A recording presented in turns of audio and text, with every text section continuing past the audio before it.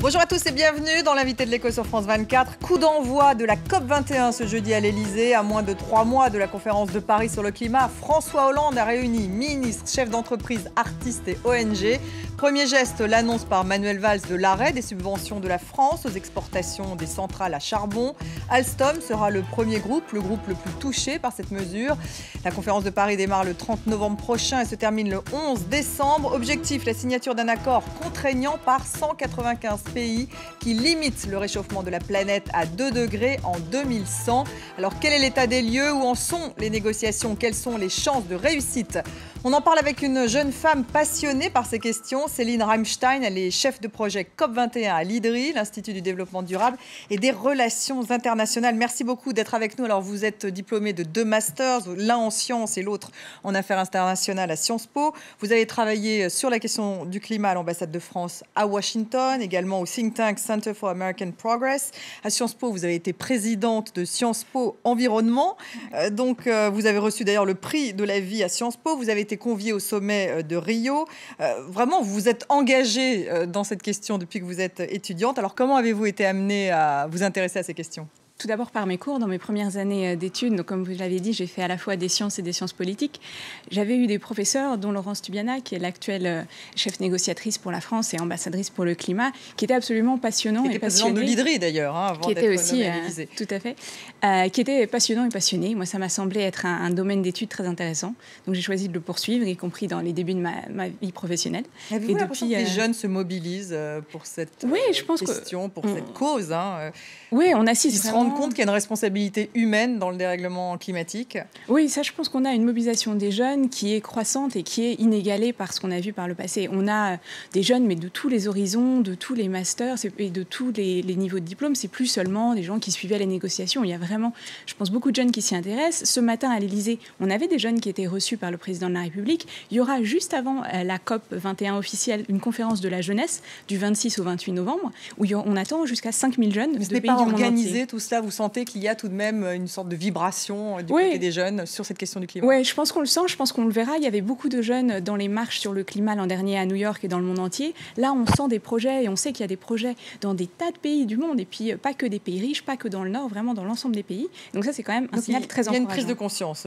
Il y a une prise de conscience. Puis je crois que pour des gens de ma génération, on voit bien que c'est plus un problème pour 2100, pour nos petits-enfants ou arrière-petits-enfants. On est vraiment directement concernés. Et puis je crois qu'il y a aussi une envie de construire ce monde de demain, de participer à l'élaboration de ces nouvelles solutions. On voit beaucoup de jeunes dans l'entrepreneuriat social. Je pense qu'il y a un vrai dynamisme et il y a une vraie volonté de construire ce futur. Alors, conférence sur le climat, elle démarre à Paris le 30 novembre, elle dure jusqu'au 11 décembre, 195 pays. Donc l'objectif, c'est un accord contraignant qui devrait limiter les émissions de gaz à effet de serre pour que la planète ne dépasse pas les 2 degrés en 2100. Alors on sait que c'est un objectif extrêmement difficile à atteindre. François Hollande, en tout cas, veut en faire un succès. On l'écoute. Quel est l'enjeu précis?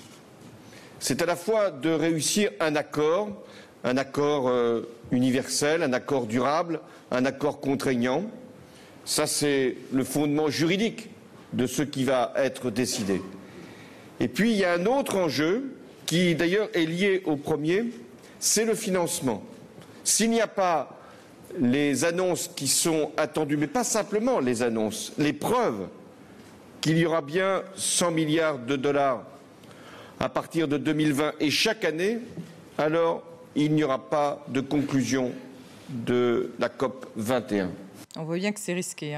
Peut-être un échec, peut-être un succès. Enfin, lorsqu'on revient sur le fond, la méthode est pragmatique, c'est-à-dire que chaque pays doit mettre en place ses propres objectifs. Aujourd'hui, il n'y en a que 60 sur 195 qui ont effectivement déposé leurs objectifs. Ça représente 60% des émissions, donc on n'y est pas encore, Céline. Non, on n'y est pas tout à fait. Ceci dit, il reste encore un tout petit peu de temps avant la COP et on a bon espoir que des pays qui n'ont pas encore présenté leur contribution et qui sont pourtant des gros émetteurs de gaz à effet de serre, comme le Brésil ou comme l'Inde, vont le faire dans les semaines qui viennent. Donc, d'ici Paris, on ne sera peut-être pas à 100% des émissions couvertes, mais on devrait être à un chiffre beaucoup plus important que 60%.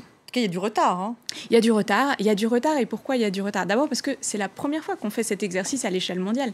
Il y a des pays qui avaient l'habitude de le faire, comme la France, comme l'Union européenne, comme les pays qu'on dit généralement développés. Et là, pour la première fois, on demande à l'ensemble de ces 195 pays de le faire. Vous avez des pays comme le Gabon, qui a été le premier pays en développement à mettre sa contribution sur la table. C'est la première fois qu'ils font cet exercice. Donc, évidemment, ça prend du temps. Ça demande aussi des moyens.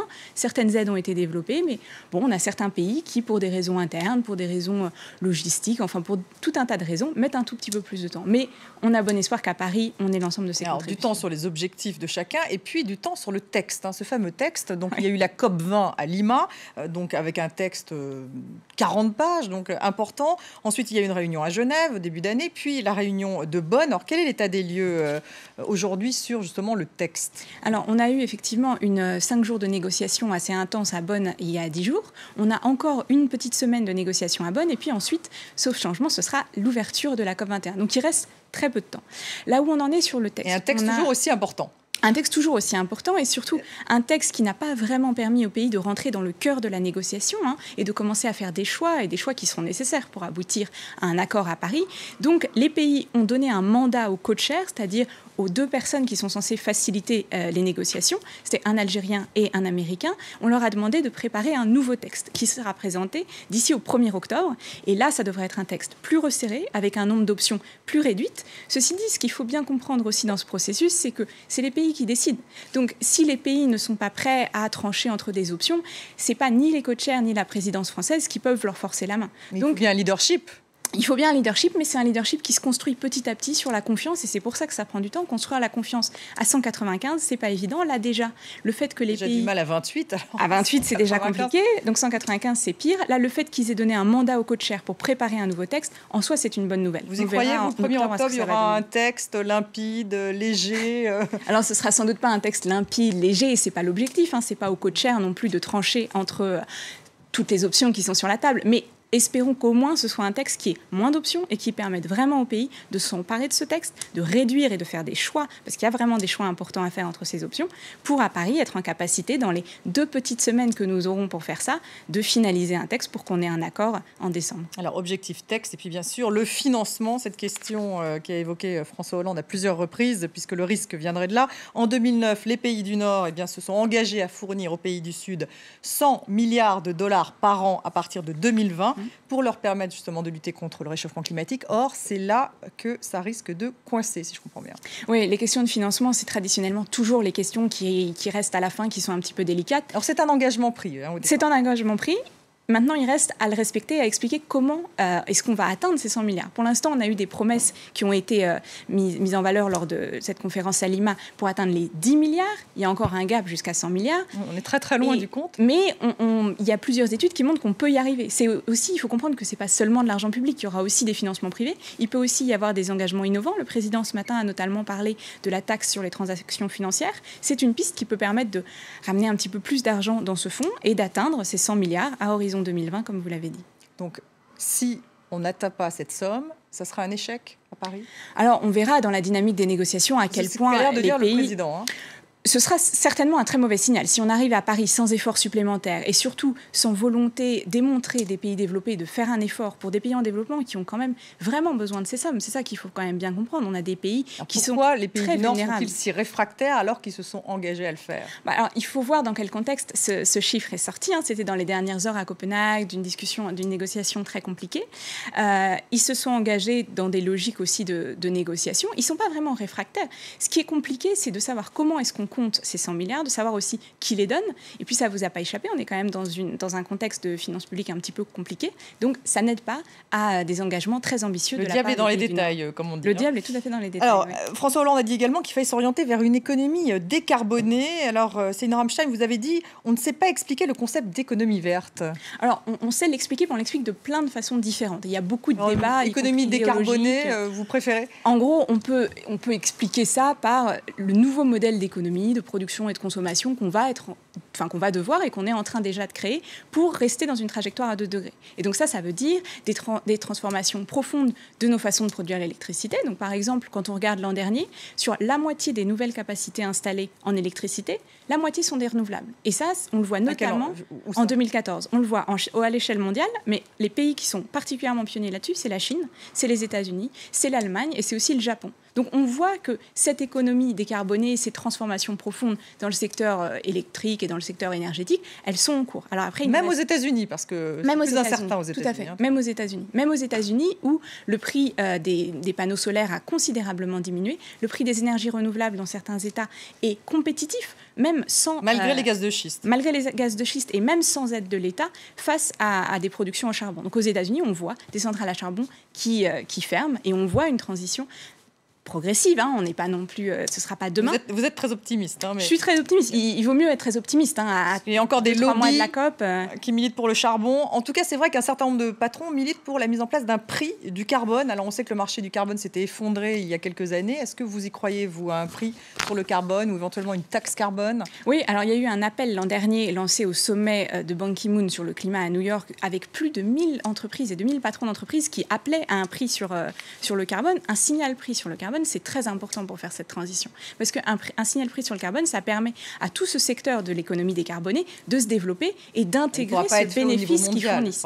Alors, ce ne sera certainement pas au niveau mondial et ce sera pas au niveau mondial puisque, comme vous l'avez expliqué, ces contributions, elles viennent des États. Donc, par exemple, l'Union européenne a fait sa contribution et au sein de l'Union européenne, on s'organise avec le marché carbone qu'il faudra certainement réformer pour le rendre plus efficace. Il y aura peut-être une tarification autour de l'Union européenne. C'est le patron de Veolia qui... Il y aura certainement des mesures pour pouvoir atteindre les objectifs qu'on s'est fixés. Et on voit ça aussi dans les pays. Il faut voir que ce prix du carbone, il va certainement se développer. Il y aura peut-être aussi des liens entre les différents marchés qui existent. Mais aujourd'hui, à l'heure où je vous parle, on a plus de 40 pays qui ont mis en place une forme ou une autre. Il peut y avoir différentes formes de tarification carbone.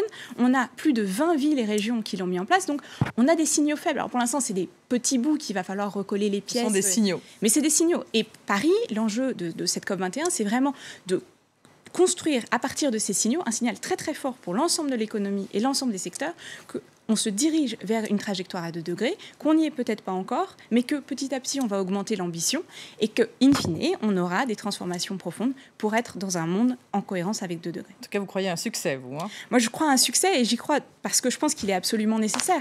C'est pas pour parler de la conférence de la dernière chance ou de tous ces thèmes un peu catastrophiques qu'on entend, mais je pense qu'il y a une vraie volonté de l'ensemble des pays de s'engager. On entend parler de climat maintenant partout. C'est plus seulement un sujet cloisonné à l'ONU pour des négociateurs. On en entend parler dans le monde de la finance. On en entend parler même par le pape récemment. Il y a un momentum. C'est vraiment quelque chose qui se construit.